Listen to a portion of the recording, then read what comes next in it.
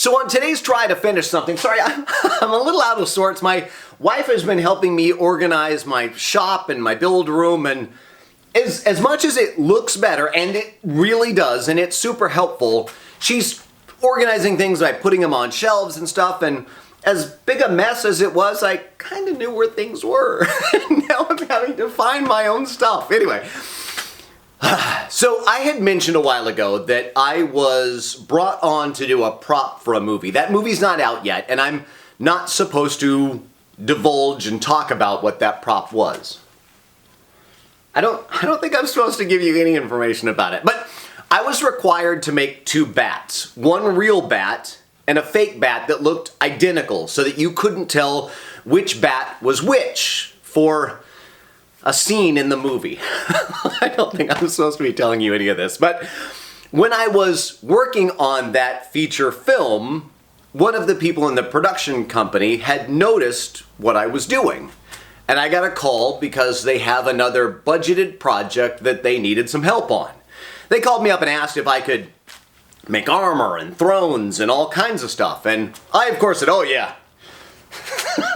Of course I can. Have I ever done it before? No.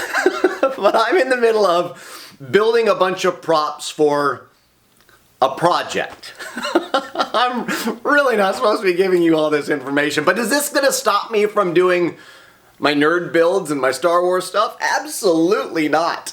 And if you follow me on Instagram or on Facebook in my Try to Finish Something page or in the Star Wars Room Builders group, you've seen I've been working on my Star Wars cargo container that I picked up, and it's an old military container that I'm trying to make Star Wars. And I'm taking inspiration from the cargo containers in Galaxy's Edge, and in my podcast, I had shown that military piece that I had that had that little card that was like like instructions, and I'm using that as my manual way of logging the contents of this cargo container. And Jeremiah Bear, in one of the nerd groups on Facebook, had made an offhand comment where he said, the Empire requires things to be absolutely critical. And I started thinking, God, he's right. How is it that somebody else thought of more of a storyline than I do? And I'm obsessive about those things. And so I started thinking that if this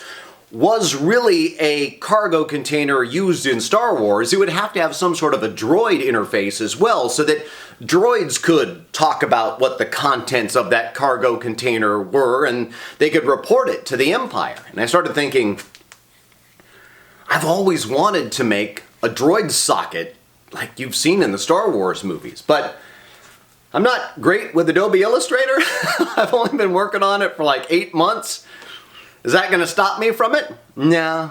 And I haven't seen one that spins. So my idea is, I want to use one of these. This is the hard drive motors from a hard drive. This is the motor from a hard drive. That's why it's called a hard drive motor. Oh God.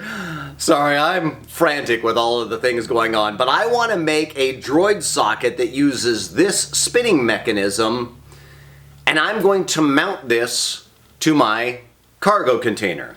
The cargo container will be a build that you'll see later on, but this first project, I want to make my own droid socket and make it available to my Facebook group in the Try to Finish Something Facebook group for free. I don't know how it's going to come out, but that's what I'm going to do on today's Try to Finish Something.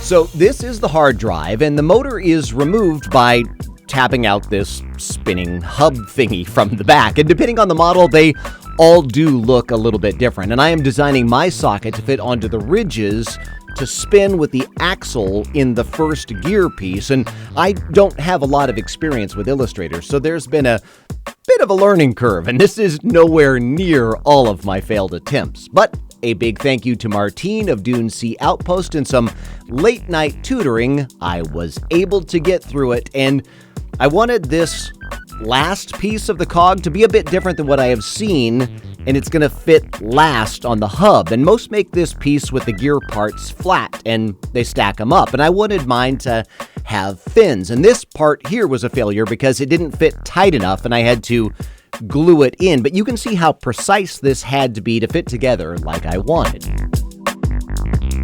All right, I think I'm ready for what will hopefully be my real cutting of the material that will be my final socket. And here is the hub. Now it's time to check the fits and make sure it all goes together as planned. First, to weed this paper off. I made the first gear out of a blue transparent acrylic, hopefully to catch a bit of light and to look reflective. More on the light idea later. I wanted a darker transparent acrylic, and I thought the blue might look cool. I just need to make sure that the axle fits in tightly, and it does. And it still spins. Let me speed through weeding these layers and see if they can fit so that we can get to the good stuff. Hold on.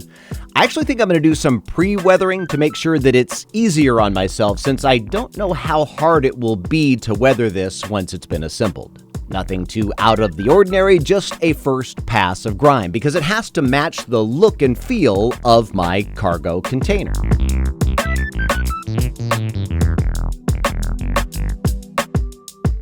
Now, as I weed this, let me get to my story. So like I mentioned in the beginning, if you watched my last podcast, and I know there weren't a lot of you, but I'll put the link up there if you want to watch it, I showed a piece of military hardware that I picked up that had this spiral metal notebook that I'm going to create a place for in my container to add that as a manifest data log. And when I was showing it off in the nerd groups, it was brought to my attention that the Empire demands accuracy in the accounting and logging of cargo containers being transported throughout the galaxy. And I thought, who better than the droids to do that? Sure, on the outer rim of the galaxy, it might be manually tracked, but droids need to be able to read and log the contents of those containers. So a droid interface should be required on all of these, and I've been looking for an excuse to try and make one for a while, and I thought this was perfect.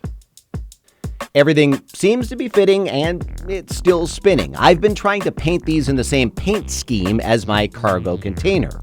I was heavily influenced by the look of the containers in Galaxy's Edge with the markings and graphics, but those were yellow and black. You'll have to wait and see all of that later, but this paint needs to match. So far, everything is fitting perfectly. Again, if you are a member of my Facebook group, Try to Finish Something, these files will be available for free, and depending on what hard drive motor you have, you may need to adjust the size of those center holes. And if you want to become a Patreon member, you can help me buy more acrylic sheets for all of these mistakes that I've been making along the way. All right, still weathering. Grime and assembly, grime and assembly. And I'm just using some cheap acrylic colors and my water-based oils. I'm using brown and black and using the colors to slightly tint them and give some variation to the grime.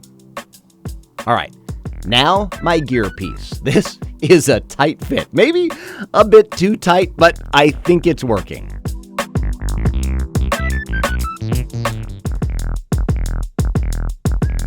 Now, I want to damage and scratch this thing up a bit to make it look used and like it was, well, on the side of a shipping container and getting banged around. And I'm using the same colors and a bit of silver rub and buff for scratches, and I'm trying to add grime, and I'm turning the cog as I wipe it off so that the grime follows the spin of the gear to look more real. Yeah, I know, I'm insane, but if this cog was sticking out from the side of a container, wouldn't it get more banged up? Well, I'm glad you asked. You see, I'm making the socket get recessed into the container. So I have this backing here that the socket will sit in, and I've made a bunch of small rings that will build up the side walls of the socket recess so that I can put the panel on the top and have the socket sitting inside. I've never seen this done and no idea if this is going to work. I have 5 rings, 3 complete and 2 with notches out of them. So it will go complete ring, notch, notch, then the last 2 will be complete. So this will give me a small hole in the round wall for me to run a wire through, because I am also putting LEDs inside of there to make the socket light up. Yes, I am probably biting off more than I can chew for my first Droid socket, but I don't know. That's kind of my thing. Now, glue on the last ring and attach it to the back side of the top panel. So I spared you from the small mistake that I made and the crying. The inset circle is slightly off center and it might create some issues for me later, but we'll see. The panel layers are now getting some paint to match the container, and I'm just plowing ahead for now. Crap, I should have painted that before gluing it on. Now I've got to mask out this hole and paint it out of order. I've learned that most of my mistakes are due to order of operations. I get excited and do something and then realize I should have waited. All right, now it's red and time to do a quick layout check to see if it's all coming together, and have to add one of those lenses that I picked up from a buddy that will look perfect on there. After all, I would think the Empire would want to see who logged and updated the manifest for the contents of this container. Ugh. More story. Time to solder the wires to the LED strip, and I've already started to weather the panels on the outer panel to get an idea of how they will look. Add some hot glue for strength at the connection and use the tape to stick to the inside wall. And let's test it with a 9-volt battery. Okay, it works, but I did screw up. I had wanted to add some foam sheets on top of the LEDs to diffuse it, but because I'm an idiot and I didn't center it, it isn't far enough on the inside of the lip of the outer plate to hide the foam, so crap. Oh well, no diffusion of the light. Oh, my package from David White of Whitey's Wicked Workshop arrived from Etsy. In the red panel, these slots are there to hold some of his amazing rocker switches that I bought, and he sent one of his new actual working switches. Okay. Don't get distracted. It's cool, but it's not for this project. I'm using 3 switches that will go down there. Nice.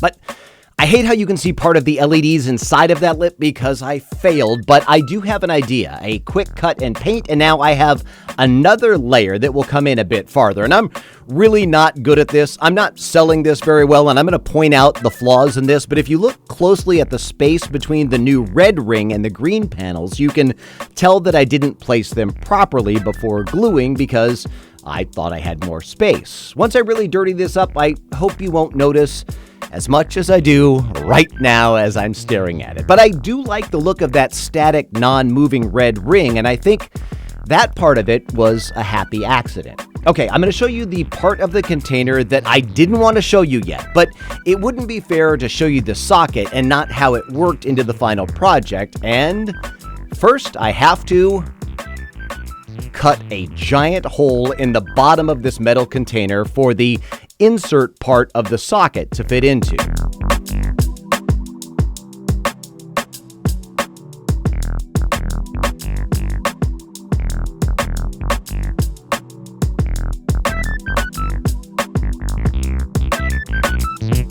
And I'm trying not to lose a finger in the process.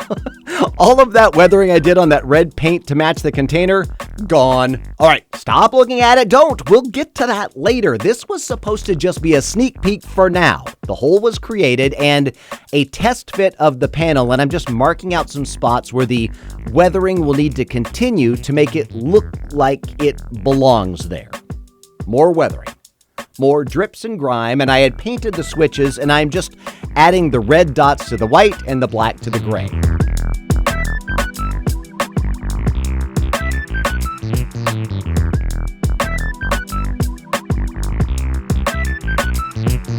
And here's mistake number 2. The button head screws are too long because I didn't want to drill holes in the container for all of them, just in the corners. But they can't stick past the back of the sheet, so I ground them down just a bit to be a bit longer than the button head, and I'm just gluing them in. I know, it's ghetto. This is not up to the smuggler's room perfection, but it will get the job done. And I've got to glue on the panel with the camera, and I just use an air hose connector as the bottom greebly under the camera. The idea stolen from Martine of Dune Sea Outpost. I painted it black, and then I scratched off some of the paint to reveal the copper chips below. All right, now this part you might have seen sitting in that upper hole when we were outside, but I used one of the antennas from the hardware of the company that I used to own and then got fired from. I could have returned them, or I could use them as greeblies. Yes, I chose greeblies. I figured if this cargo container is traveling the galaxy, it needs a way to boost the signal of its location.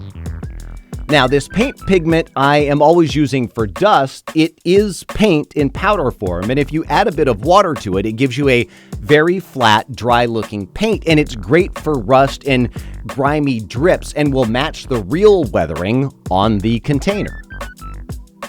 I had marked out where the drips were on the container, and now I'm just trying to recreate that look with the yellow powdery look on the outside and more of a brown in the center of the drips.